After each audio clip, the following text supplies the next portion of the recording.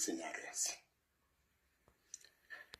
And why does the DA, or why do the DA and the ANC decide the best thing to do is to form an ANC-DA coalition and do a bit of padding and call the padding, or the result of the padding, a government of national unity. Now, of course, Helen Zille keeps on reminding us that this is not a government of national unity. Yeah. And she is correct. In essence, this is an alliance between the ANC and the DA. And I would call it a tactical, not a strategic alliance. This is a tactical alliance between the ANC and the DA, not a government of national unity.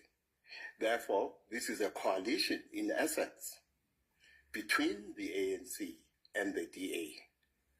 And tactically, they decided to invite other parties for padding purposes and call it a government of national unity. Now, the outcome of this election necessitated cooperation between the DA, primarily between the DA and the ANC. Why do they enter into this arrangement? Why do they enter into this tactical alliance? They do so because in the end, the cooperators must gain some advantage from the cooperation. In other words, by entering into a coalition, the DA and the ANC seek to gain a competitive advantage over others within this arrangement we call the GNU today. So that's the primary motive. There is no point in the DA going into a coalition with the ANC. There is no point in the ANC going into a coalition with the DA if neither is not going to gain, or if neither is going to gain advantage, a competitive advantage over the rest. So the cooperation between the DA and the ANC must deliver for the two parties a competitive advantage over the rest. This competitive advantage must be conferred to both. So both parties go into this arrangement because they want to see this competitive advantage conferred to both of them. In other words, they do understand. They did understand that it was highly unlikely that an arrangement in which only one of them achieves a competitive advantage would be a successful venture. They understood that. So they opt for an arrangement in which the two parties, the DA and the ANC together, enter into a kind of cooperation that would deliver a competitive advantage to both over the rest. That is one way in which we can explain the emergence of the government of national unity. What do you think each party foresaw as the advantage they would gain by this cooperation? Well, take the ANC.